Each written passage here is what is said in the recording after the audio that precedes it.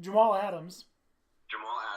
They had Darnold, and now they've got Quinnen Williams. Okay, so I'm just going to stop you right there. First of all, Quinnen Williams is not the best player in this year's draft. It was Josh Allen. 2, Saquon Barkley is by far the best player in last year's draft. By far. But that being said, fake news. If you look at what Dan's talking about, though, like the Jets are building something that can be really special on defense the way that they're going.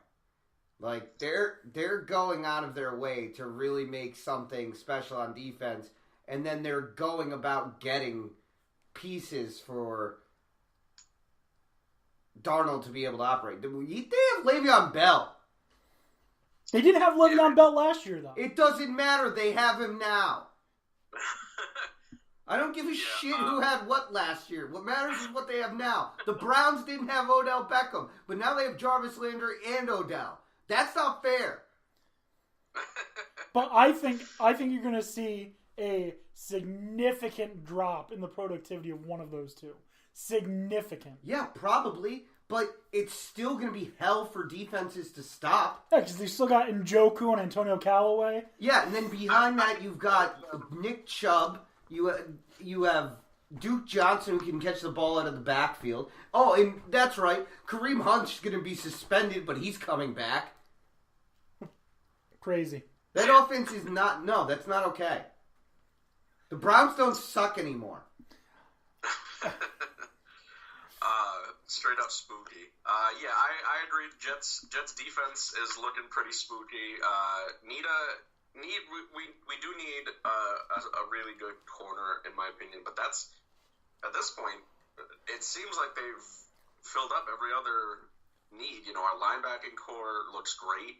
Our line looks great. Our safeties are great. So,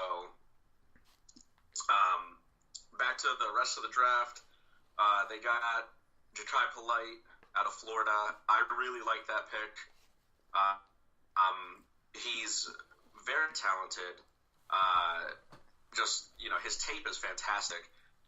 But he had a really bad combine, and that's why he dropped. Before the combine, he was projected first round. So he fell to the third. He tested poorly and interviewed poorly.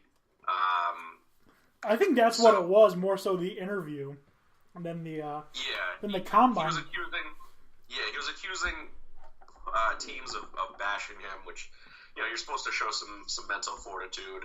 And they do.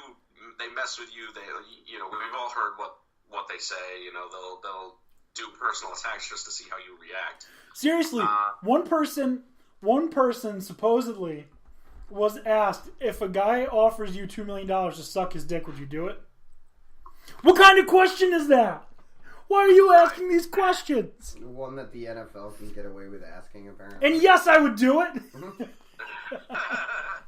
$2 million is $2 million. What, you got $2 million on you? $2 million dollars. Yeah. I can wipe my tears with $1 million and still have $1 million. But yeah, so he's that's the player you want to take in the third. That's a solid gamble. Decently high risk with a potentially very high reward. And with the rest of the Jets defense, their mindset and their culture, I'm not worried about him being a potential bad egg. He's young. He's got Adams and May and Leonard Williams and now Quinnen Williams all around him and C.J. Mosley all around him. They're not gonna take him slacking off or being an idiot. They are gonna be on his ass if he's slipping up, and they're gonna keep him on the right path. So don't forget they have Anthony Barr. Oh wait. Well, that's why he got drafted, I think. Had we had Barr, probably wouldn't have even drafted him. Yeah. We got the tackle. I can't remember his name off the top of my head. Who was a decent looking O lineman. It helps. It's not a center, which we really need. But he looks like he can possibly play later this year. He looks like he's a good pass protector, not the best run blocker, but that's okay. Out of a tackle. We needed help from the O-line. The other thing that helped the O-line is we drafted a tight end, Wesco. Wesco is a potential sleeper. He's being hailed as mini Gronk. I don't know if I buy that yet, but I did see that he had like the most missed tackles, caused the most missed tackles after a catch, and he only had like a small amount of catches because West Virginia just didn't utilize him. They have a very West Coast style. They're not going to be hitting tight ends. So I'm happy about that. Blasan Austin out of Rutgers. He had injury troubles. So again, potential there, high risk, high reward. I think it's a very high risk, very low reward. You drafted a player from Rutgers. You should not be excited about that. Yeah. I mean, he was very, very athletic, but he's already torn his ACL twice. So I'm not super confident that he's not made of glass. If he ends up being more durable than that, then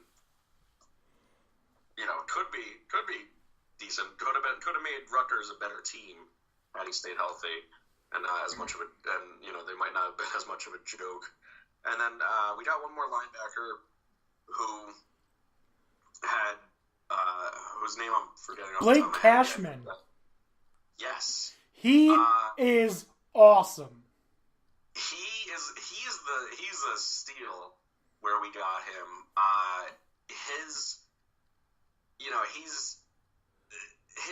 His actual measurements aren't great, but then you look at what he did in the 40 and in all the tests at the combine, and his vertical leap, all of his tests were through the roof as far as for other players in his position. So he could easily be one of those undersized linebackers that just becomes a beast like Vilma. Here's what you need to know about Cashman. He played in the Big Ten, was a walk-on, earned a scholarship, became a captain. That's right. All you need to know about the kid's character. Obviously, if you're playing at the Division 1A level, you're a talented player. Especially if you're a defensive player in the Big Ten. Where they play defense. Yes, unlike those assholes in the Big 12. Or almost any other conference other than the SEC. The Pac-12, it's crazy. Half of the Pac-12 plays great defense, the other half plays none. Yeah, they're disinterested by it. Yeah, ooh. The tackle that we got was Chuma Edoga from USC. Yeah, it's Sam Darnold's teammate, yep. So they traded up to get him. Reunited, and it feels so good. So overall draft grade, I give the Jets a B, and that could either be a plus or a minus, depending on how some of these players shake out. I think it was they definitely gambled a little bit in the later rounds, but that's where it's okay to gamble. And they took a great player in Quentin Williams in the first, so I have no real issues with what we ended up with. I do wish that we had gotten a center. I think we could have made some better moves, so that's why it's not an A. Because I do like what we ended up, I do like who we ended up with, and I understand why they were taken, but I think we could have traded up and gotten one of the marquee centers or guards, which we really needed. See, for me, it would have been an A, but I just think Austin and Edoga and Wesco, I don't like those picks at all. I think that they are. You had even said with Wesco, he wasn't even used, and he doesn't block. He's not a blocking tight end. No, he is. He blocks. Yeah, that's what he was used more of. But when you watch him play, he's got glue for for hands. It's awesome. He catches everything that goes toward him. So he's a blocking. You know, his blocking was okay against a Big 12 defense. Just remember that. It was Big 12 defenses that he played against. Okay, I mean, I thought PFF really liked his blocking skills, but I could be wrong. Maybe they did. I thought he was just average. I didn't think he was very good. Anyways. Okay. Well, we'll see. I mean, you know, we could do some 2 tight end sets with him and Herndon. So, you know, and we also need we need another receiver. I think, you know, Robbie is good. Quincy Enunwa just gets hurt all the time. Yeah. And then, you know, we got what's his name? Lucky Whitehead.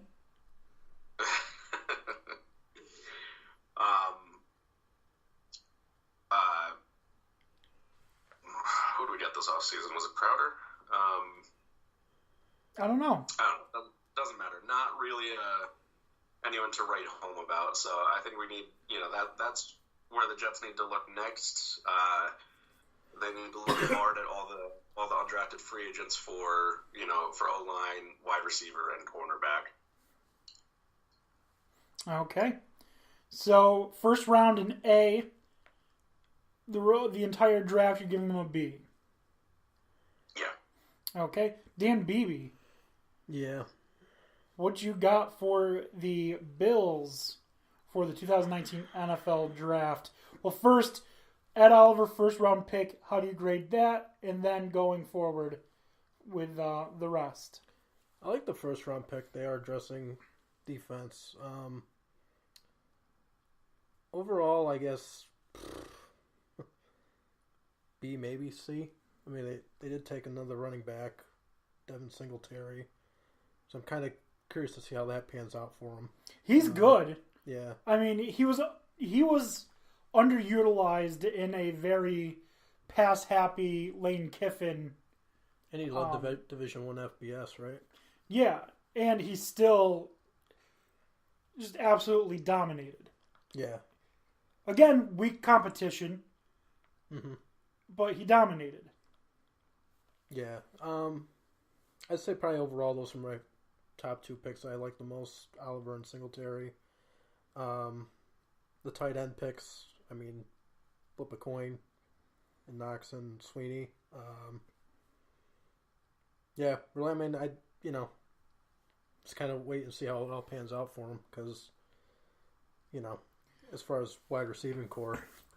Do you remember we were sitting on this exact couch, or maybe you were in one of the chairs, on a Saturday. We were watching college football toward the end of the season, and one of the Florida players got ejected and started trying to fight and was trying to fight a coach. It was Florida versus LSU, I think it was. Yeah, yep. That guy who got ejected, Voshon Joseph, he's on your team! Yeah. The Bills drafted him! Oh, the irony. Yeah, we were talking about how much of a shitbag he is, and now he's a Bill! Well, just be happy you're employed. Yeah. I really like Devin Singletary pick. Again, should have been used more. The amount he was used was dominant. I get Lane Kiffin likes quarterbacks and wants to throw on every down, but Devin Singletary, good running back, good pick. I give them credit for addressing the running back spot, because who knows LaShawn McCoy? Right, and I mean, he didn't have much last year out of Ivory, so yeah, you know, I mean, take a little bit as you can, build up as you can, but yeah, I mean, I'm excited for those first 2. Cody Ford is a decent draft pick. He's gonna. I think the Ford pick was a good one. Is he hurt? I don't think he was hurt. Maybe he was. Yeah. Oh, I don't. Overall, yeah, I give it I guess you could give it a solid B. For overall? Yeah, seeing how. What was it for just Ed Oliver?